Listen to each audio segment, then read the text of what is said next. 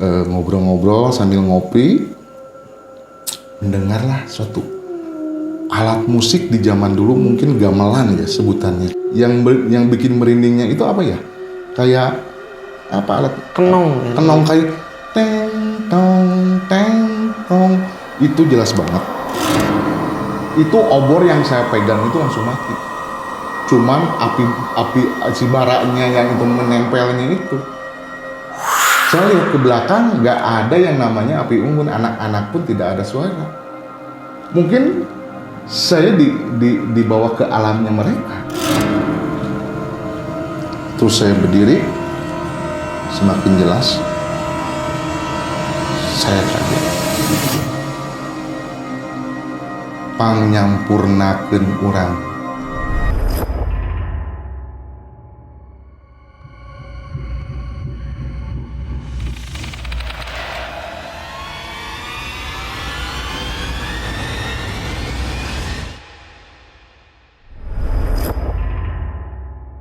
Selamat datang di Kisah Goib, di mana cerita-cerita seram dimulai.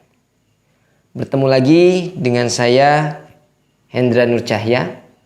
Kali ini kita kedatangan seorang narasumber yang memiliki pengalaman goib ketika camping, di mana beliau bertemu dengan dua sosok yang dikabarkan meninggal beberapa tahun sebelumnya.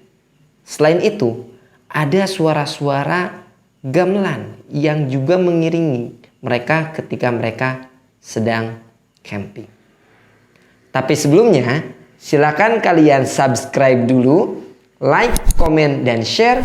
Juga jangan lupa nyalakan tombol loncengnya, biar nanti kalian bisa mendapatkan notifikasi ketika ada update dari Kisah Goib. Kisah Goib dimulai.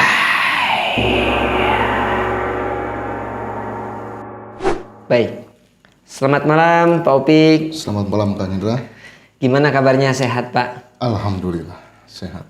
Katanya ada pengalaman yang cukup menarik ya ketika dulu camping. Betul, waktu itu saya masih di duduk SMP. Masih SMP ya? SMP betul, 96 saya SMP.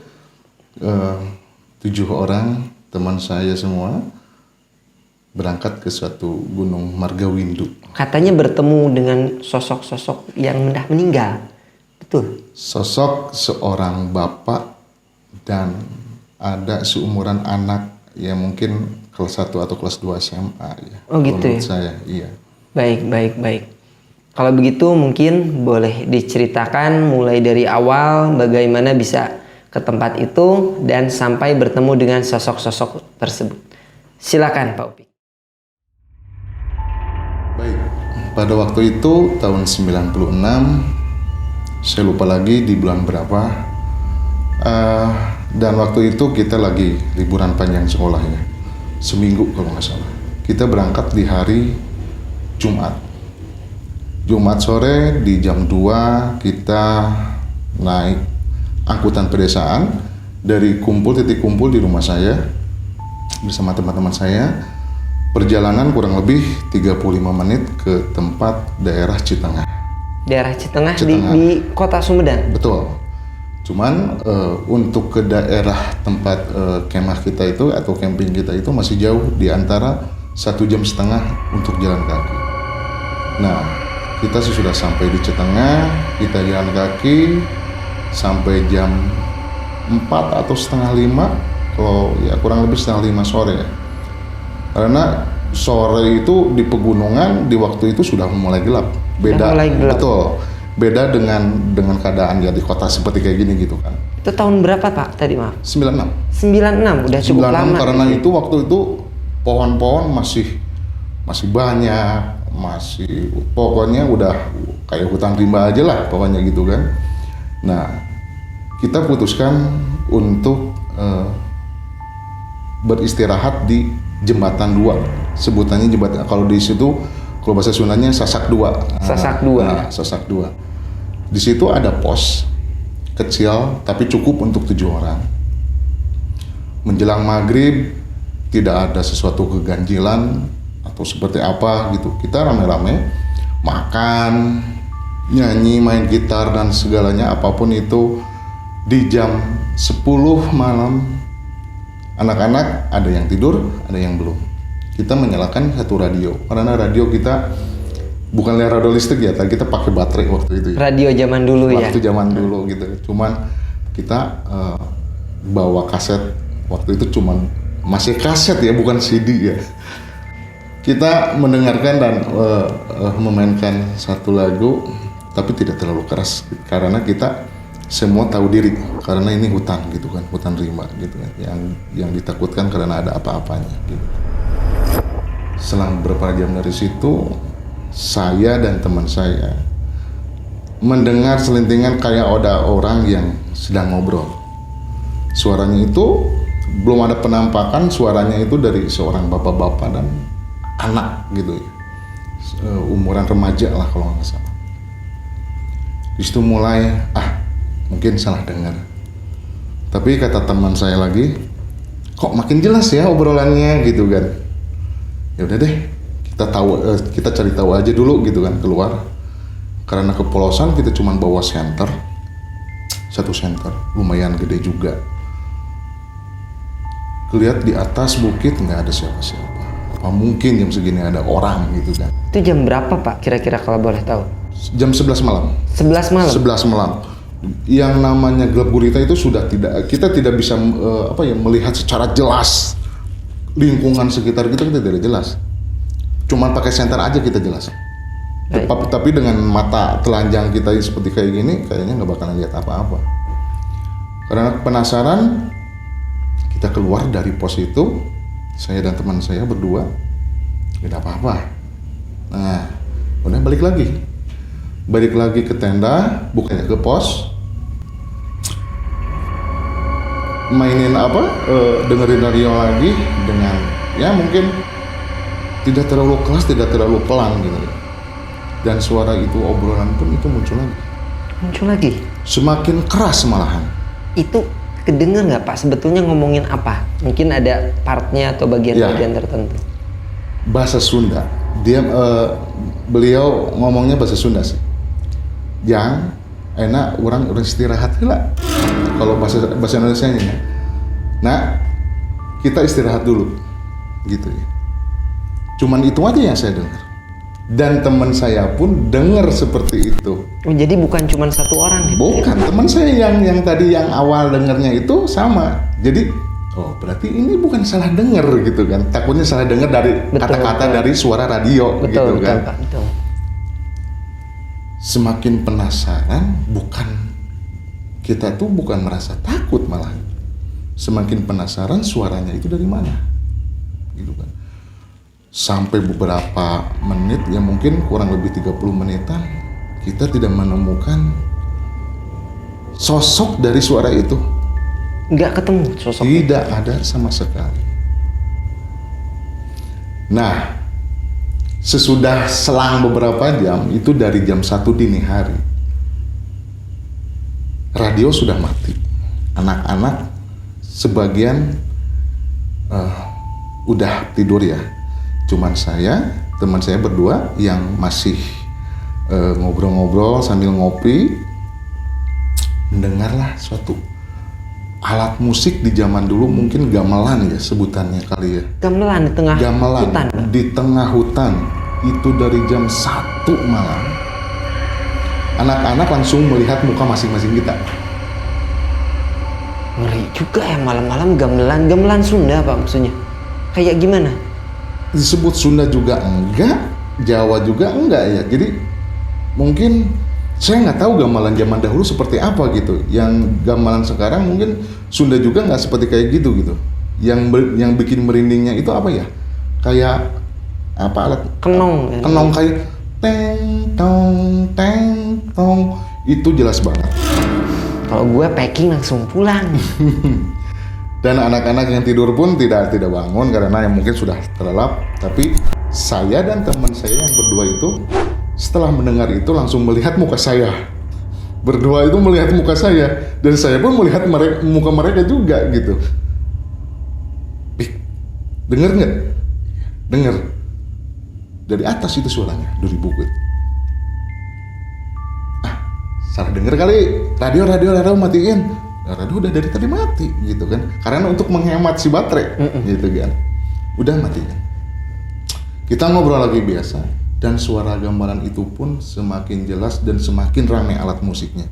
Semakin jelas. Semakin jelas.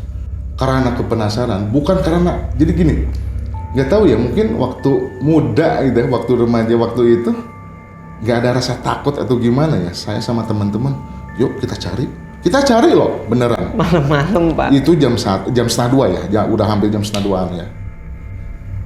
Saya menyusuri dengan suara gamelan itu, kita deketin.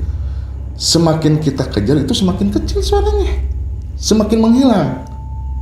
Semakin didekati malah Iya, makin hilang. Aneh, loh kok suaranya jadi kecil? Iya, kenapa ya? Kita nyusun pakai senter. Ini dari mana suaranya? Karena kan di hutan itu luas ya untuk mendengar suaranya, sebelah sini kedengar, ke sini kedengar gitu kan. Gak ada satu titik. Tapi si suaranya itu sangat jelas banget gitu. Kita putuskan balik lagi ke kemah, gitu kan, ke pos. Udah balik beberapa langkah, suara gamelan itu keras lagi. Setelah deket ke pos malah keras lagi. Keras lagi. Penasaran lah, teman saya bilang kayak gini. Kayak dimainin nih kita nih, gitu kan. Ayo kita kejar suaranya lagi. Ayo. Dengan paling depan saya, karena badan saya waktu dulu emang besar gitu ya. Bawa senter, bawa tongkat dari kayu, patahan batang kayu, pohon gitu kan. Deket, udah lama, beberapa jam gitu, saya lupa ya. Loh kok menghilang? Yang kita nggak sadarnya tuh kita Oh, jadi nggak bisa balik lagi ke pos? Bukan nggak bisa balik ke pos, tapi arah ke posnya itu hilang. Seharusnya kita hafal loh gitu kan, cuman satu jalur ke bukit itu, terus belok kiri, belok kanan.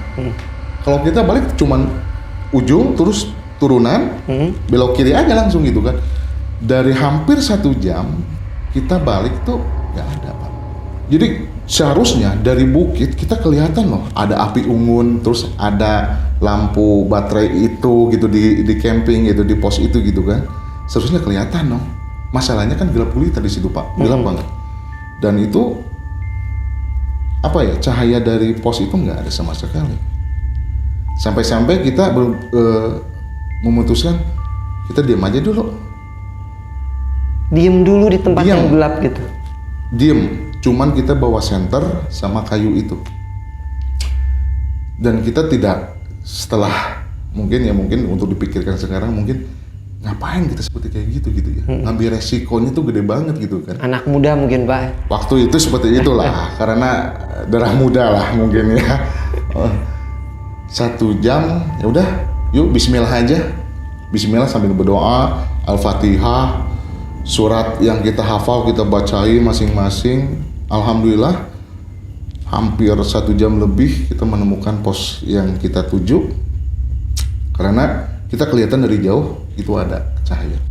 Perasaan saya itu nggak jauh kok. Kalau di waktu cuma 15 menit lagi kita nyampe gitu. Tapi ini kok nggak nyampe gitu kan. Mulai dari situ ya udahlah, kita berjalan lagi. Tapi di tengah perjalanan, padahal kita bawa senter, dan di situ ada seorang bapak-bapak dan sama anak ya, remaja lah, S1 SMA. Dan kita nggak sadar gitu kan, kita nggak nanya bapak mau kemana atau gimana gitu. Bertemu di jalan gitu Pak? Berpapasan atau bukan di gimana? jalan, tapi di jalan setapak di hutan gitu ya. Itu berpapasan atau lihat kalau berpapasan belakangnya? sih enggak, cuman kita berlawanan, tapi nggak terlalu dekat kayak gini, enggak. Cuman kelihatan senter lebar. Iya. Lampunya kan lebar senter tuh, gitu kan, kelihatan. Gitu. Nggak sadar, mungkin orang yang mau lewat atau sama-sama camping gitu kan, kita nggak sadar. Kita alhamdulillah nyampe pos, kita baru sadar sama anak-anak. Wah, ngapain ya bapak-bapak tadi ya pakai kaos biasa gitu kan. Terus sama anaknya cuman apa tungukin kayak gini aja, kayak apa pandangannya kosong gitu. Kita kan nggak sadar. Terus ngapain mereka jalan tanpa ada pencahayaan? Baru ngerti, baru sadar. Baru sadar pas di pos gitu kan. Ya pagi alhamdulillah malam itu berlalu, walaupun berpikiran itu siapa bapak-bapak itu gitu ya. Teruslah saya ketemu pagi-pagi itu di jam 6 subuh, kita lagi ngangetin air terus masak mie juga. Ada bapak-bapak yang suka apa ya, nyari kayu untuk Nyari kayu bakar gitu kayu ya. bakar. Nah, saya kasih tahu, Pak, semalam saya dengar ada bapak-bapak sama anak tuh ngobrol suaranya aja. Terus ada suara gamelan juga, Pak.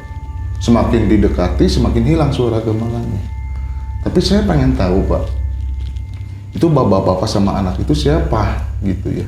Apa emang warga dari sini ya tuh? Ciri-cirinya gimana, Cep? Kaos biasa aja, apa kaos kayak gini? Kaos putih tapi kucel enggak? Iya. Jadi gini, ceritanya bapak-bapak itu sama anaknya itu, mereka itu pencari kayu bakar. Oh, pencari kayu bakar. Iya, tapi jauh dari tempat tinggalnya. Mereka beristirahat di situ, cuman pakai apa ya, terpal atau apa gitu. Cuaca waktu itu lagi jelek ya, kata si bapak yang ngasih informasi sama saya itu, anginnya gede. Dan mereka lagi tidur pulas, dan ada dua pohon yang tumbang. Jatuh nimpah mereka dan mati di tempat itu yang kita tiduri. Yang percis banget di atas pos kita itu di situ, karena di atas pos kita itu ada apa ya, dataran tanah, ada yang tanah dataran itu ya untuk cuman kecil gitu kan. Disitulah mereka meninggal. Merinding, bro. Terus itu berarti kejadiannya udah lama ya, udah lampau kan? Udah lampau, cuman itu pengalaman hidup saya yang bener-bener apa ya, satu malam dengan dua kejadian yang wah banget gitu ya. Yang wahnya itu adalah suara gamelannya. Karena berpikir di hutan siapa yang mau main tradisional kayak gituan gitu kan.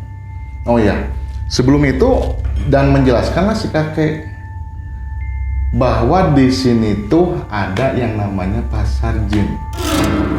Jadi bapak tuh camping di tempat pasar jin. Iya. Luar biasa ya. Tapi waktu itu nggak tahu kan tempatnya di situ pasar jin? Nggak tahu. Kita nggak melihat ada banyak kerumunan orang di pasar kayak gimana, nggak ada. Cuman kenapa kok pasar ada suara gamelan? Ya emang dulu pasar itu ada istilahnya mungkin Pak ya, kayak amen, mungkin gitu kan, saya nggak tahu juga gitu kan. Ya udahlah, saya udah mendapatkan dari cerita si bapak itu, kita menuju ke lokasi berikutnya. Mungkin itu ada beberapa jam, 1,5 jam kita jalan kaki, lebih ke atasnya lagi di tempat kita tidur semalam waktu itu. Di situ jalan gede, belum diaspal, masih bebatuan jalannya juga, walaupun jalannya cukup untuk 2 mobil. Disitulah saya menemukan ada dataran yang bagus untuk bikin tenda gitu. Datar, tanah, nggak ada batu atau gimana. Cuman kita jauh dari sumber air. Jauh dari sumber air. Ini malam kedua berarti? Ya hari kedua. Hari kedua. Dan malam kedua juga. Kita persiapkan semua tenda, kita bikin tenda di situ dengan segala peralatan, dan kita bikin untuk persiapan makan juga ala kadarnya. Sudah itu di antara maghrib isya jam 8 jam 9 biasa-biasa aja, nggak ada sesuatu hal yang menyeramkan dan ganjil buat saya, tidak ada. Di jam 11 nggak tahu kenapa di jam 11 itu auranya itu beda banget gitu kan. Nah, karena persediaan senter kita itu sudah habis, si baterainya sudah habis, ya. Baterai radio pun sudah habis, pencahayaan kita cuma api unggun. Alhamdulillah, kayu bakar kita banyak. Kita cari banyak. Disitulah kita, anak-anak belum tidur, semuanya masih ada, melek semua. Cuman saya posisinya mengarah ke jalan. Posisi saya sama teman saya yang main gitar, yang lainnya menghadap ke saya, berarti membelakangi jalan gitu. Dan saya ketemu lagi sama bapak-bapak dan anak yang semalam itu. Ada lagi di situ? Ada lagi, cuman mereka membawa obor atau lentera, mungkin ya sebutannya lentera. Saking penasaran dan saya pun tidak sadar, saya langsung ngambil kayu bakar yang lagi menyala, untuk masih panjang, terus saya angkat seperti ini. Karena angkat seperti ini kelihatan semua. Saya kejarlah dengan jalan yang santai. Sendiri, Pak? Sendiri. Karena jalan dari posisi jalan ke tempat camping itu tidak terlalu jauh, makanya saya jalan santai. Dan lampu lentera itu pun masih menyala, gitu kan. Beberapa langkah dan anak-anak pun memanggil, "Pik, mau kemana?" Itu yang semalam kakek isi bapak-bapak dan anak itu mana? Mereka nggak lihat. Itu obor yang saya pegang itu langsung mati. Cuman api si baraknya yang itu menempelnya itu. Saya lihat ke belakang nggak ada yang namanya api unggun, anak-anak pun tidak ada suara. Mungkin saya dibawa ke alamnya mereka. Jadi maksudnya suara anak-anak hilang? Hilang, nggak ada. Api unggun pun karena kita nggak jauh dari jalan ke tempat camping kita tuh nggak jauh. Bentar, biar aku jelasin dulu, Pak. Jadi Bapak tuh kan dari tempat camping kan jalan ke jalan. Jalannya nggak jauh? Itu kurang lebih lah 20 meteran lah. Oh iya, dekat sekali ya berarti ya. Nah setelah itu saya cuma nggak takut, nggak gimana, cuma ngerasa aneh ya. Kalau takut sih enggak, gitu kan. Saya ngeliat dari belakang ke depan, digituin. Ini anak sama si bapak nggak ada gitu. Malahan saya panggil, "Pak, Pak," gitu kan. Dan nyamut, anak-anak kok. Saya langsung teriakin sama anak-anak, "Woi, di mana Raya? Wah, nah eta pareun." Maksudnya, kenapa itu api unggun mati? Mereka nggak dijawab. Dan saya berpikiran, langsung di situ saya langsung baca-baca surat karena ini aneh. Udah ngerasa nggak ini ya? Ini udah aneh lah. Masalah saya nggak jauh dari tempat camping dan cahaya api unggun itu gede banget loh. Api unggun itu gede banget. Jelas banget, kalau dari kegelapan itu jelas banget.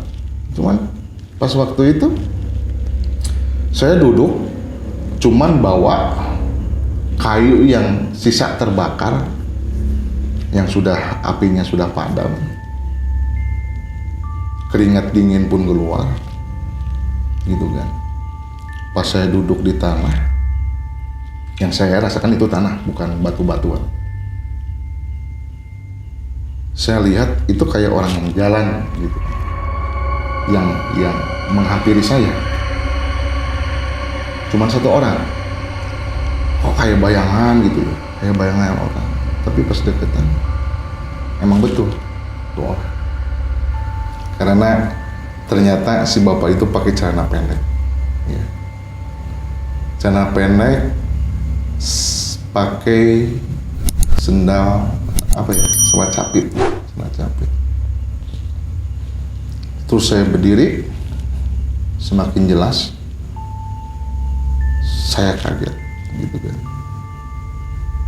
Terus dia berkata seperti ini bahasa Sundanya seperti ini. Panyampurnakeun urang. Kalau bahasa Indonesianya, tolong sempurnakan saya. Kok gue jadi merinding banget dengernya ya? di waktu itu saya tidak menjawab iya atau tidak. Karena yang saya rasakan itu adalah keringat dingin iya, kaget iya, dan mulai merasa takut pun iya. Setelah mungkin karena apa ya, mungkin dengan kondisi saya seperti itu tidak sadar, nggak bisa ngomong apa-apa, nggak jawab iya atau tidak gitu ya. Saya pas mau nyebut bapak itu udah menghilang. Tiba-tiba hilang. Kayak film aja, kayak sus gitu. Nah, sedikit demi sedikit kedengarlah suara anak-anak lagi nyanyi. Dan saya di situ saya bilang alhamdulillah. Dan saya menengok ke belakang, gak jauh Pak. Gak jauh. Saya masih di tempat camping di pinggir jalan. Yang lain gak sadar berarti? Gak sadar. Malahan saya hilang pun beberapa menit pun katanya yang mereka lihat itu cuman di sisi jalan gini aja. Api katanya masih nyala katanya. Ketika Bapak sadar apinya nyala lagi atau enggak? Enggak. Mati. Udah mati. Jadi waktu saya pegang api bakar yang sudah padam itu, tapi anak-anak melihat saya itu berdiri di pinggir jalan lagi bawa obor, nengok ke kanan, ke kiri gitu, api itu masih nyala. Malahan mereka bilang, ngapain Pik di situ di jalan? Padahal saya nggak dengar, karena saya sudah masuk ke alamnya si bapak. Singkat cerita, saya tidak menceritakan kejadian ini sama teman-teman di waktu malam itu. Kenapa Pak itu? Yang takutkan mereka ada beberapa orang yang benar-benar dengan takut suasana hantu. Oh, jadi maksudnya saya biar pengen menenangkan daripada dia histeris atau gimana yang nggak karuan, yang takutnya kerasukan atau apa mungkin ya Pak ya. Sudahlah, saya tidak menceritakan. Menceritakan pas waktu pulang ke rumah saya Pak. Saya tuh seperti ini dan ini. Mereka kaget. Yang teman saya yang berdua yang ikut mencari dan ketemu sama si bapak itu pun tahu, dan mereka bercara sama anak seperti ini kejadian. Dan lama tahun kita udah pulang ke rumah masing-masing. Saya pulang ke rumah. Saya pikir kejadian gamelan, kejadian si bapak itu udahlah gitu kan. Ternyata saya pulang, saya mimpi Pak. Mimpi? Beneran.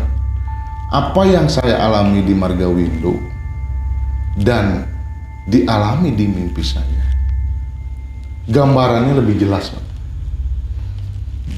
Jadi ternyata bukan pasar jin Pak. Itu apa sebetulnya? Kerajaan. Ada kerajaan jin gitu. Jadi di situ tuh ada kerajaan jin. Di situ banyak orang yang menari, yang mabok, melakukan maksiat. Di alam jin sana? Di alam situ. Itu kelihatannya penampakannya seperti apa Pak? Manusia. Manusia biasa ya? Manusia biasa aja. Terus di mimpinya itu, dari beberapa selang dari yang suara gamelan itu, saya ketemu sama anak si bapaknya itu. Bukan si bapaknya. Anaknya ada di situ? Anaknya itu yang jalannya sambil kepalanya nunduk gitu? Nunduk kayak gitu ya. Tolongan orang. Kalau bahasa Indonesia, tolong saya. Dalam mimpi saya jawab, apa yang saya bisa tolong? Tapi tetap mereka itu nggak jelas. Cuman jawab, sempurnakan saya. Dengan pesan yang sama? Tetap yang sama, gitu kan. Waktu itu mungkin saya polos, nyempurnakan naon, nyempurnakan apa gitu. Apa yang sempurnakan? Ya semakin kesini SMA, kuliah, saya baru ngerti. Ternyata mungkin salah satu bagian tubuh mereka belum ada yang ketemu. Ya kita bayangkan dari tahun 96 tuh saya baru sadar waktu SMA menjelang mau kuliah. itu tempat sudah berbeda. Sudah hilang ya Pak ya? Sudah berbeda. pos sudah tidak ada, gitu kan. Malahan semakin terurus, pohon-pohonan pun sebagian sudah ditebang. Baik. Disitulah cerita saya Pak Kang Hendra dari SMP dengan pertemuan saya dengan si bapak dan anak itu pun ya mungkin suatu message bahwa alam gaib itu emang ada, dan mereka pun meminta tolong kepada kita untuk menyempurnakan diri mereka. Baik, Pak Upik, terima kasih sudah berbagi cerita yang betul-betul luar biasa malam ini dan mau menjadi narasumber kita hari ini. Bagi kalian yang menonton episode ini di Kisah Gaib, dari sini kita bisa meyakini bahwa yang gaib itu ada. Dan bahkan dari cerita ini kita bisa menyimpulkan kerajaan jin pun ada. Dan ada kehidupan pula di alam mereka. Tapi saya akan tetap selalu mengingatkan bahwa ada yang lebih gaib daripada yang gaib, yaitu Allah Subhanahu wa Ta'ala. Jadi tetaplah selalu untuk berdoa dan beribadah kepadanya agar kita semua selalu selamat dari mara bahaya. Saya Hendra Nur Cahya, Kisah Gaib Mundo.